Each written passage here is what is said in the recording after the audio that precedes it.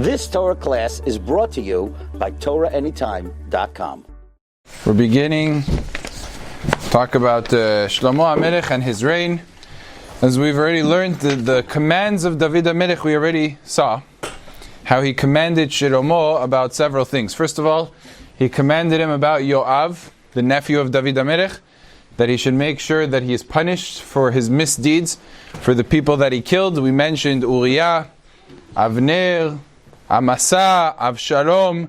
These are all people that Yoav killed, that David HaMelech was actually very not happy with.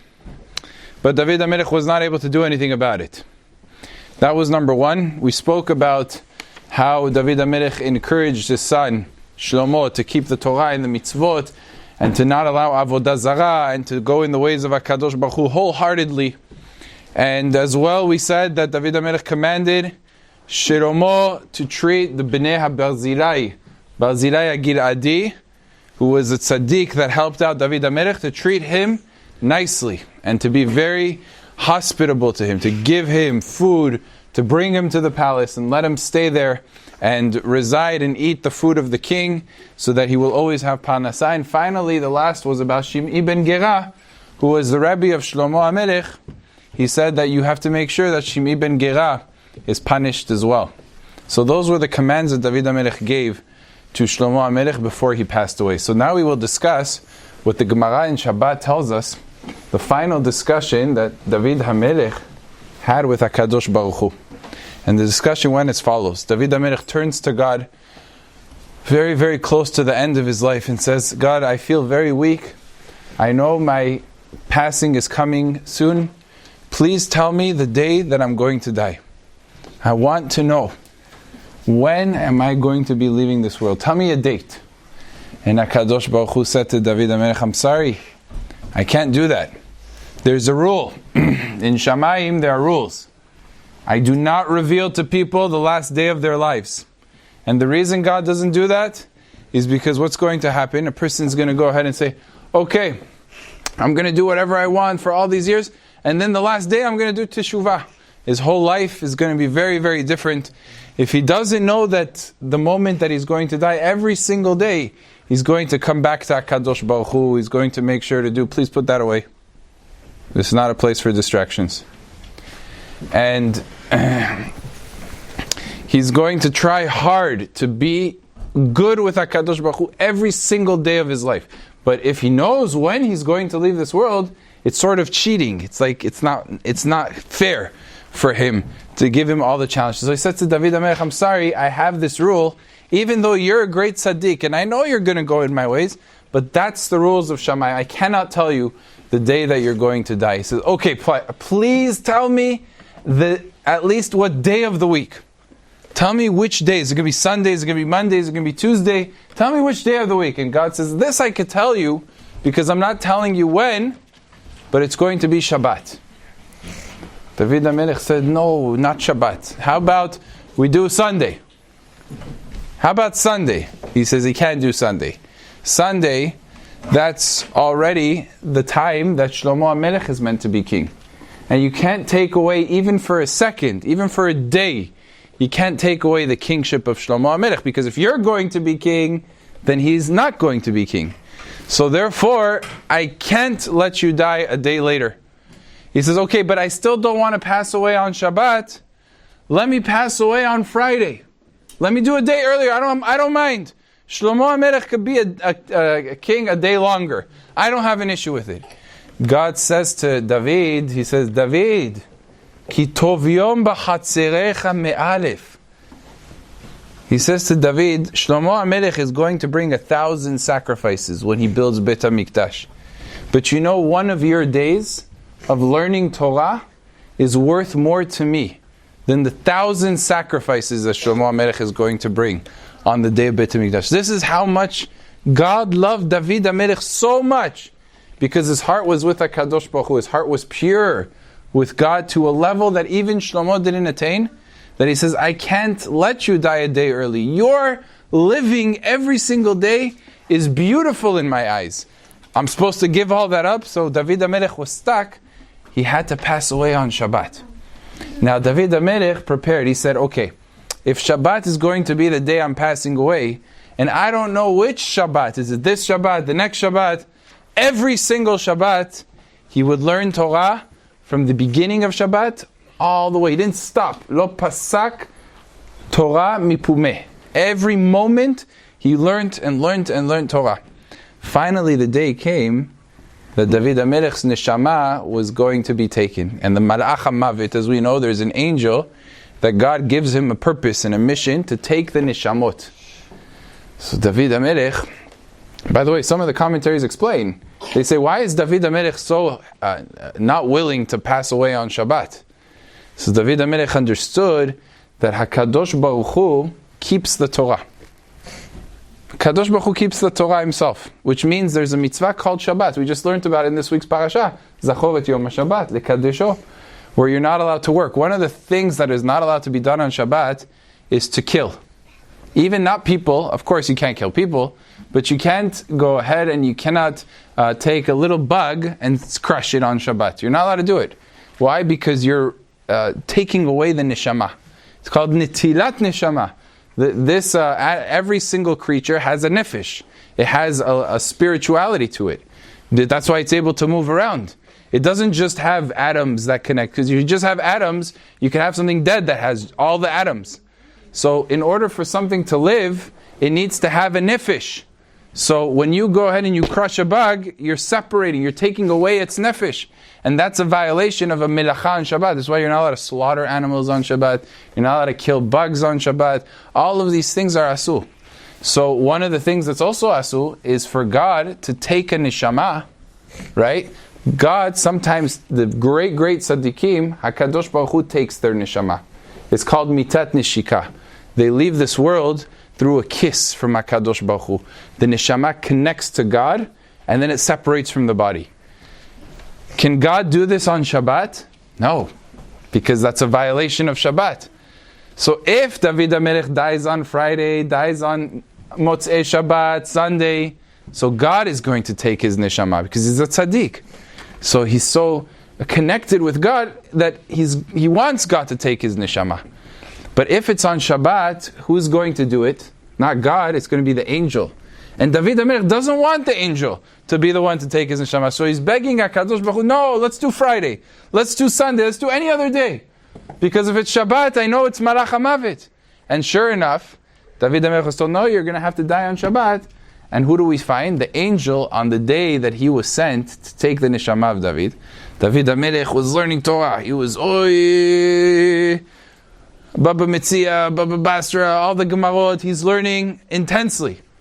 And Malach HaMavet he's looking for a way. I can't touch him. He's so holy. There was this spiritual shield around, because when a person learns, you see, we're sitting here and learning Torah, our eyes are only able to see physical. But around us right now, there's a spiritual shield. There's this light, spiritual light that surrounds us, and all of the bad things that are trying to come, they can't. They try to come in, they're not able to. Why? Because we're sitting and we're learning Torah. It protects us. It guards us from all these dangerous things. You know, sometimes young boys, they get dressed in the morning and they don't put on, sometimes they forget, put on tzitzit. And what they have to remember, every single person has to remember, when you put on tzitzit, you're not just doing a mitzvah. You have this light that sits and protects you the whole day. It means someone's going to come and try to hurt you, you're protected. HaKadosh Baruch Hu is watching over. A person has tzitzit, he has what is called an ol, a light that surrounds him. That's why it's such a precious mitzvah.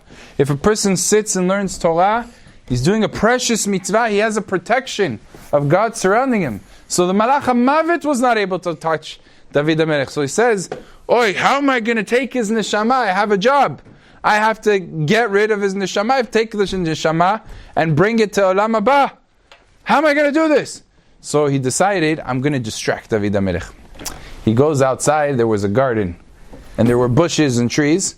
So the Malach HaMavet starts shaking them, making a lot of noise, a big commotion, like there was a storm or a strong wind, like a hurricane. David HaMelech, what's going on? What's going on? He doesn't stop learning, he continues learning. He goes down the stairs, and as he walks down the stairs to go outside, there was like this ladder that he had to go from, and one of the rungs of the ladder just simply broke. It broke, and David HaMelech fell and died. Why? Because for a moment he slipped, and the minute that he slipped, the Torah, he forgot about the Torah for a second. Half a second passed where he wasn't learning. That was enough. Malach HaMavet was able to take his neshama. David HaMelech passes away, and this is the beginning of the reign of Shlomo. When does David HaMelech pass away? Shabbat, like we said. Which Shabbat? Do you know which Shabbat it was? Chacham Ovadia writes, based on the Yerushalmi, it's the Shabbat of Shavuot. Shavuot and Shabbat that year fell together. They fell on the same day, which is also connected to this week's parasha. It talks about the reading of Shavuot, it talks about the giving of the Torah. And David HaMelech on this day of Shavuot and Shabbat passes away, which is why some have a custom on Shavuot to read Sefer Tehillim. Why read Sefer Tehillim? Because who wrote Tehillim? David HaMelech. So it's a day of his yortzeit, it's a day of his passing, so we want to read what he wrote on this day as a special power. And of course, famously, Megillat Ruth, which also has to do with David HaMelech. And that's another reason why we go ahead and reread Megillat Ruth during the holiday of Shavuot. So all of these wonderful things happen, and Shlomo HaMelech is now king, and it's Shabbat. The first thing he has is a dilemma. He has a big problem. David HaMelech is on the floor of the garden, outside, by the sun, hot. He's no longer alive. What happens to a body when there's heat and it's not living? It rots, it disintegrates, it becomes very smelly. And it's not in the honor of David HaMelech. But there's a problem on Shabbat.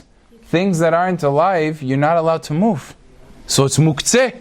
The body of David HaMelech is muktzeh. So Shlomo HaMelech is not sure what he should do. On the one hand, his father is laying there. It's not honorable for a king to be out in a garden, dead. So you have to treat him honorably. But on the other hand, you have Shabbat. So this is his first question. He asks, immediately sends a message. One of his servants, he sends him to the Sanhedrin. He says, Avi mutar behama. My father David, the king, is out there in the heat. This Shavuot, everybody knows, Shavuot is a hot summer. It's like the middle of the summer. He's mutar behama. What should I do? And then he asked the second question, which is very interesting. It says, Kilavim, the dogs, are re'evim. They're hungry. Can I feed the dogs on Shabbat?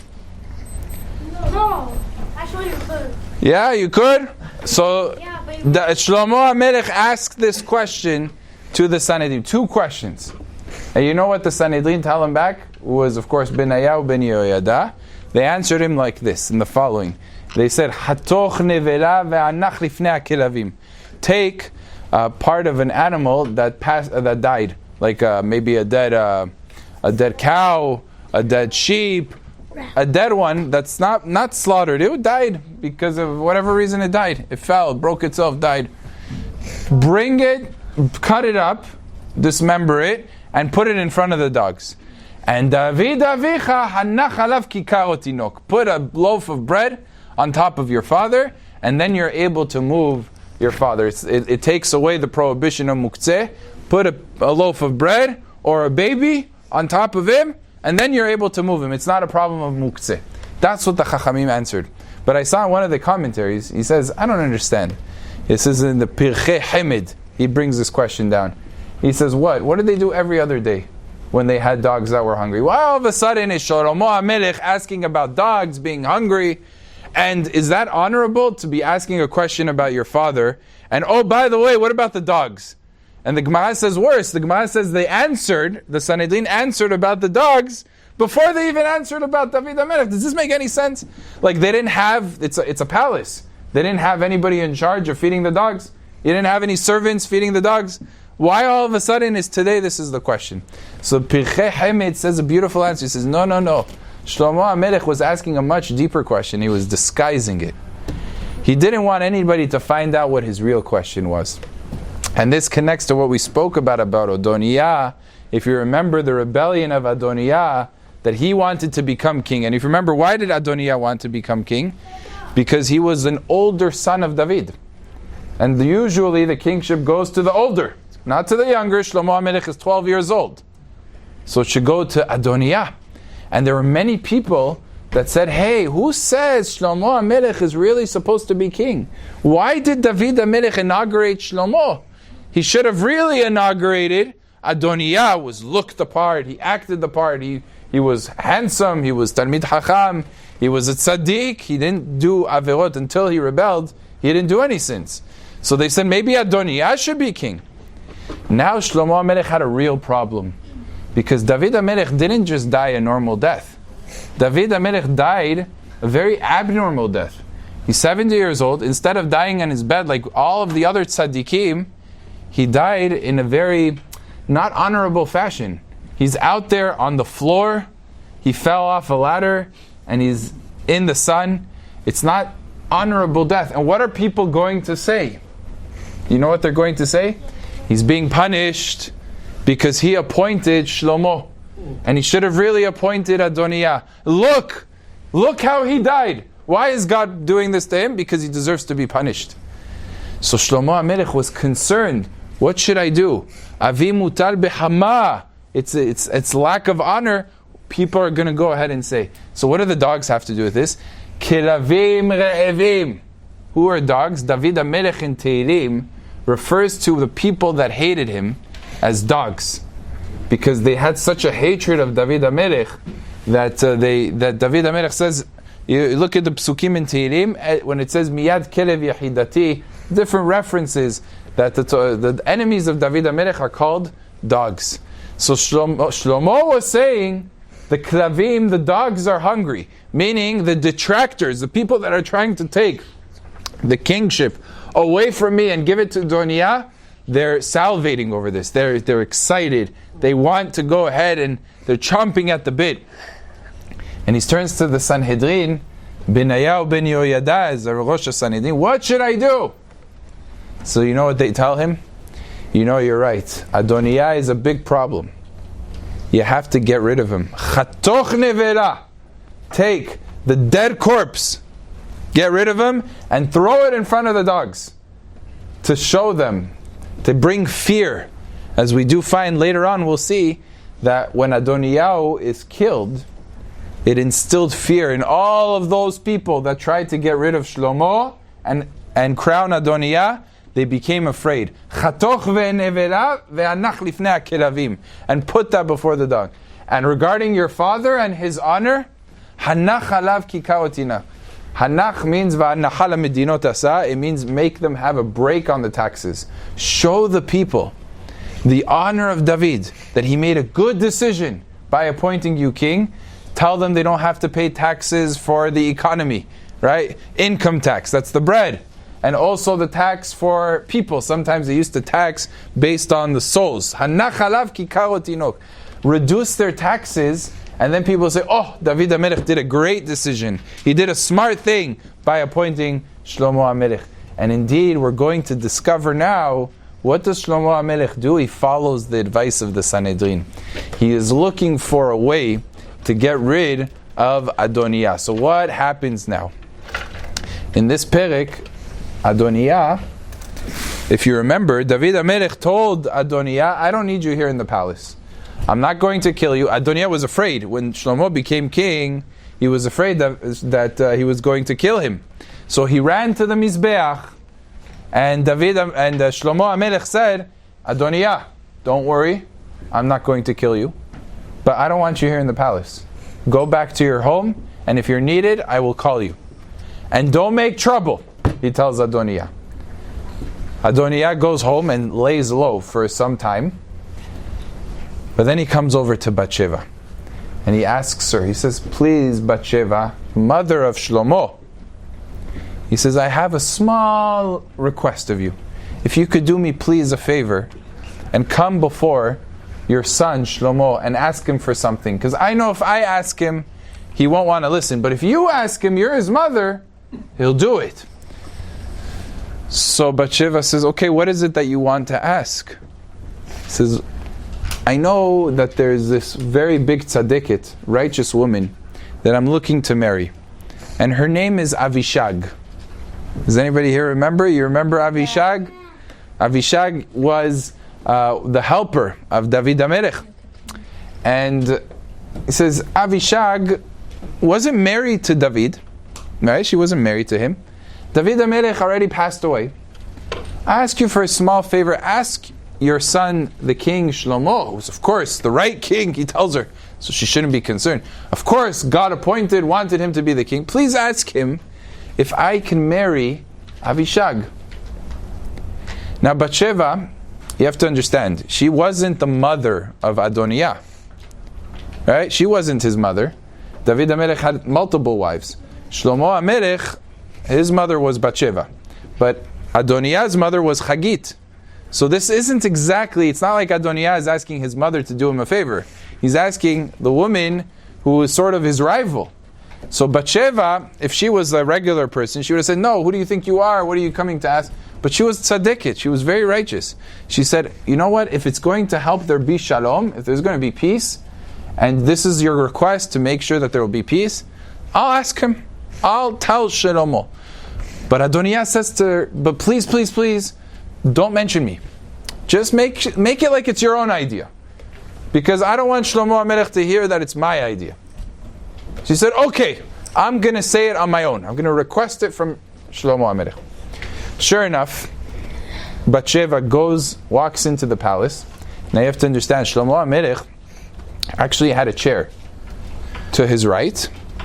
And there was a woman that wasn't just Bathsheba. There was another woman, and it wasn't his wife, that sat on that chair. It says his great-great-great-grandmother sat there. Ruth HaMoaviyah. You remember Ruth? Ruth is the grandmother of David HaMelech and the great-grandmother of Shlomo HaMelech. She went ahead and she sat on that chair. She was still alive. HaKadosh Baruch Hu rewarded her. Because she was such a tzaddiket, she was able to see with her own eyes the fact that her great-great-grandchildren were becoming kings. So she sat by the throne of Shlomo. And his mother also did. Bathsheba also did. So Bathsheba walks into the room. Shlomo HaMelech, even though he's the king, he stands up for his mother. And he waits until she sits down right next to him. And now Ruth is on his side. Bathsheba is on his side. And he says to his mother, what is it that you seek? He knew that she wanted to ask him something. She says, look, I have an idea. I want you to give Avishag to Adoniah. This is my request. That's how she tells it to him. She doesn't mention that Adoniah gave me this advice or anything like that. She just said, I want this to happen. Now, Shlomo HaMelech was so brilliant. Just those words, he figured out the whole story. He knew exactly that it wasn't his mother that was asking. He knew that it was Adoniah that asks his mother for this. And he turns to his mother and he says to her, Adoniah is deserving of death for this request. And I know exactly what's happening. I know Adoniah is the one that asked you. I know Yoav is behind this. I know Eviatar HaKohen also has his hand in all of this. And now they will all go ahead and be punished because they are all deserving of death for rebelling against the king. Now you might find this a little bit surprising. Rebelling against the king? What is he talking about? All he wanted was to ask Shlomo permission to marry a woman. So he wanted to marry Avishag. She's righteous, she's tzaddiket. How is this rebelling against the king? But Shlomo HaMelech tells his mother, you might as well ask for Adoniah to become king if you're going to ask for that. You want to know why? Because the Gemara tells us the scepter of the king. You know, every king has a scepter. The scepter of a king, if I decide as a king to go ahead and to give it to somebody who's not a king, he's not allowed to use it. Nobody is allowed to use the scepter of the king, except for a king. Avishag was a helper of David HaMelech.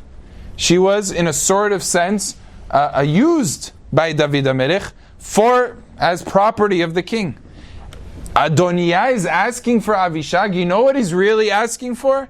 He's asking to declare himself to be king. This is the first step of the rebellion. First he's going to take Avishag, and then he's going to say, you see, I'm the rightful king. And since that's the case, Shlomo HaMelech right away saw right through the whole plan. He said, Adoniah is going to die today. I'm getting rid of Adoniah. Sure enough, the Navi tells us, what does he do? He commands Benayahu ben Yehoyada to go and to kill Adoniah. Benayahu, he was a big tzaddik. I said already, Benayahu was such a great man that he was the head of all of the rabbis. He was the top of the Sanhedrin. And even though he was such a big rabbi, and because he was such a big rabbi, he understood that the command of Shlomo was just, was appropriate. On that day, Benayahu goes and kills Adoniah. He is executed by the word of the king. Some ask a question. The commentaries in the Shem Mishmuel, I saw this. He says, I don't understand, why did he have to send Benayahu? Couldn't he send anybody else? He had to send the top person of the Sanhedrin. And here is a very important and powerful lesson that has to be learned. When a person has to carry out judgment, he has to carry out deen in the world, he has to be super, super careful. It has to be 100% l'shem shamayim. If there is an ounce of anger, if there is an ounce of jealousy when he's carrying out judgment, you know what that's going to cause? It's going to cause the bringing of judgment into the world. Shlomo HaMelech understood that if he was to execute him, or if he would send anybody else to execute Adoniah, it wouldn't be 100% done for the right reason, for HaKadosh Baruch Hu, and the right mentality. It wouldn't be 100% L'Shem Shamayim. He sent the greatest tzaddik of the generation to do it. The greatest man in the generation, so that it will be done exactly for the right reasons, with no ulterior motives. And since he did it that way, it brought shalom into the world. It didn't bring judgment into the world. The same thing, by the way, we find by Yitzhak. If you notice, Yitzhak Avinu, many, many years earlier, the son of Avraham Avinu, he was Midat HaGevurah.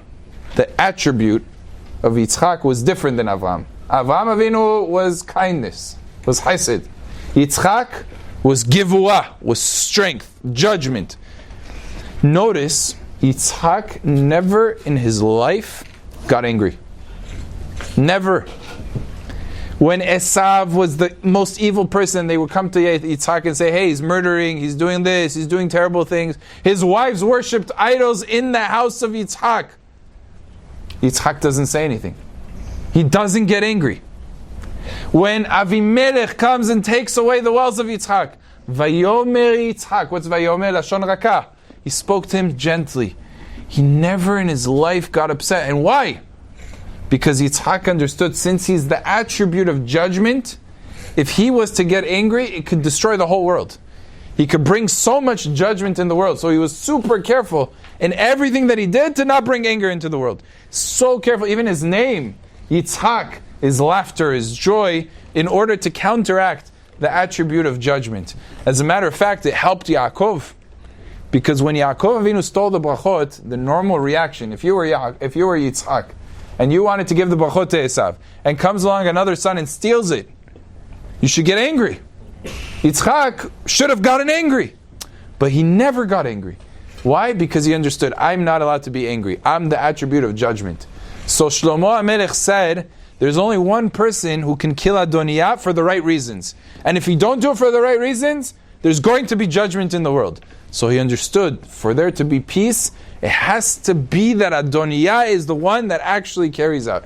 that Benayahu is the one that carries out the punishment of Adoniah. And that is exactly what took place.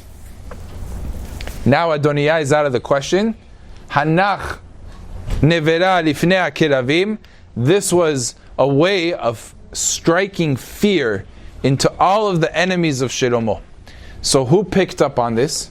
Who knew that they were next? Eviatar HaKohen realized that he's in great danger. Shlomo HaMelech sent a messenger to Eviatar. Now listen, look how wise Shlomo is. He kills Adoniah. He doesn't kill Eviatar. He says, I don't want him dead. You know why? Eviatar was with my father. When they went and they ran away from Avshalom, who was with David? Eviatar was with him. Eviatar was together with him. Eviatar suffered in the same suffering, the starvation, because they went to the desert. David HaMelech had to run away, so he had to run to the desert. I don't know how many people were in the deserts. It's called Midbar Yehuda. There's mountains. It's just, you look, you were there. You guys were there in the deserts where David HaMelech ran away to. It's dry, dry, dry, dry. All you see is mountains all around you, and there's nothing. It means they were starving for days at a time, no food, no water. And you know who was with him? Eviatar. He suffered with my father. It's not just to kill Eviatar. So what did he do instead? He said, you are demoted. Officially, he takes away the kiuna. The Kohen Gadol used to be Eviatar. He took it away from him permanently, and he gave it to Tzadok. Now this was actually a fulfillment of a prophecy that happened about 100 years before. Shmuel had a prophecy that, and it really was a curse from HaKadosh Baruch Hu. HaKadosh Baruch Hu cursed the sons of Eli because they didn't follow in the ways of HaKadosh Baruch Hu. He said that the Keuna line is going to leave them and go over to the kingship of the other line of Keuna. And since then, it didn't yet come to fruition until now. From this point on, Eviatar, who was a descendant of Eli Kohen, had the Keuna, lost it to Tzadok, and it moved lines to the family of Tzadok from this point on. So this was actually a fulfillment of a curse that happened much, much, much earlier. And what about Yoav? This is the main one. Remember Yoav? He was top general, warrior, strong person, kills all of these individuals against the will of David. Shlomo HaMelech said, now is the time. Yoav, there was the last straw. He sided with Adoniah. He was behind it because if it wasn't for him being supportive of this request, it would have never happened. Adoniah wouldn't have done it on his own. Shlomo HaMelech had the wisdom to understand what was going on behind the scenes before it even happened. Yoav is no fool. Yoav understands his life is in danger. He heard that Adoniah was killed and he knows he's next. What do you do? Where do you run? Everywhere the guards of Shlomo are everywhere. He runs to the Mishkan of Shiloh. And he holds on to the corner of the Mizbeach. The Mizbeach, it's a platform, and it has corners. There's corners like boxes on the cubes on the corner. He held on to the corner. What was his calculation? He said, Shlomo HaMelech wants me dead, but if he wants to kill me, he's going to have to kill me in the Mishkan, and he's not going to want to kill me in the Mishkan. He's not going to do that. Plus, there's a pasuk, we just read it in the Minha, Me'im mizbehiti kahenu lamut, that you cannot kill someone who's on the Mizbeach. So Yoav made a calculation, I'm safe here, this is safe, this is home base, you're safe.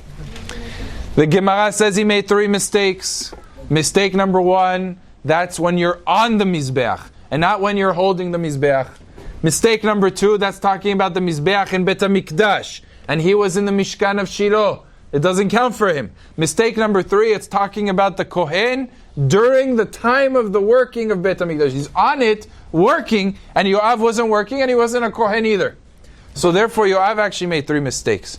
But Yoav didn't really make a mistake, because he had a calculation. If I go to the Mizbeach, who's judging me? Not Shlomo, the Sanhedrin, because that's where all of the rabbis were. So that means my judgment will be through the Sanhedrin. If I am executed through Sanhedrin, guess what? I get to be buried in the plot of land. My children will inherit. Everything will be normal. It will be like a normal death. But if Shlomo HaMelech kills me, my children don't get to inherit anything. Everything will be confiscated. Nothing will belong to me or my descendants. He says, I'd rather die this way. So he knew that it was very slim that he would live. Shlomo HaMelech sends Benayahu. Benayahu sees that he held on to the Mizbeach. He came back to Shlomo. He didn't want to do anything against the will of Shlomo. Shlomo, he's holding on to the Mizbeach. What should I do? Shlomo HaMelech says, Gash pegabo. Kill him where he is. Benayahu came back to Shlomo that first time when he went to inside at the Mizbech and he came back. He said, Yoav has a message for you.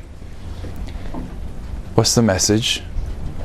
Yoav said David HaMelech already cursed him for all of the crimes that he did, for all the people that he killed. David HaMelech placed a curse, and that curse was that his children should be mitzoraim, they should be afflicted with blemishes, they should have short lives, they should be poor, all of these terrible things that David HaMelech cursed Yoav with. If you want to carry out a punishment of death, then you have to take the curses. That was the message that Yoav sent to Shlomo. Benayahu says, what's your choice? Shlomo HaMelech says, he needs to die, and I accept the curses on my family. And that's what happened. It says that Yoav was killed. Shlomo HaMelech himself did not have the curses befall on him, but the line of David HaMelech, the children of Shlomo, every single one of them had a curse. One of them was mitzorah, one of them died young, one of them went ahead and was poor. All of the curses that were upon Yoav came back to the line of David. And the Gemara says from here, how much better it is to be from the people that are cursed versus the people that do the cursing. Do not be a person who curses others. Look at David HaMelech who cursed Yoav, because eventually those curses will come back to you. Better to have, sometimes we're in school and people say not nice things to us. And we say, that's so bad, I'm going to go ahead and say worse to him. No, don't think like that. If somebody says something bad to you, it's going to befall on him. Don't say anything. Because the person who says bad, who says curse, he's the one that's ultimately going to end up with that suffering. Even someone as great as David HaMelech ended up having in his family all those curses happen. So that's the important thing to understand. Yoav is executed by the Mizbech. Even though it's the Mishkan, it's a place of holiness, Benayahu ben Yehoyada kills Yoav right then and right there. But you have to know, we have to understand, Yoav was a great tzaddik. All of Am Yisrael, when they heard that Yoav was killed, they mourned him. They were so sad about the death of a great man. Even the Gemara praises how great this man was, how righteous this man was. He loved all of Am Yisrael. He built for Am Yisrael mikvaot. He gave tzedakah to Am Yisrael. His house was free of sin. He was a tzaddik beyond proportion. So he was actually mourned by the entire nation when he died. So that is a fascinating thing about Yoav. And of course, upon his death, he received atonement for his averot, and he went straight into Gan Eden on account and thanks to the killing of Shlomo HaMelech. Now, who is appointed in the place? Yoav was the best general David had. Who became the top general? Benayahu ben Yehoyada. He was now officially the general of the armies of Shlomo HaMelech. And the Kohen Gadol that has now been instated was Tzadok HaKohen HaGadol.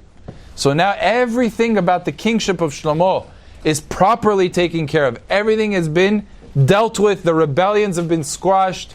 There is going to be shalom in the reign of Shlomo, but there's only one thing that's left. What's left? Shim'i ben Gera. We have to, Be'ezrat Hashem, next week, we will discuss how Shlomo HaMelech handles the capturing and the command of David HaMelech, what to do with Shim'i ben Gera. Be'ezrat Hashem will be continued next week. Baruch Adonai le'olam. Amen ve'amen. You've just experienced another Torah class brought to you by TorahAnytime.com.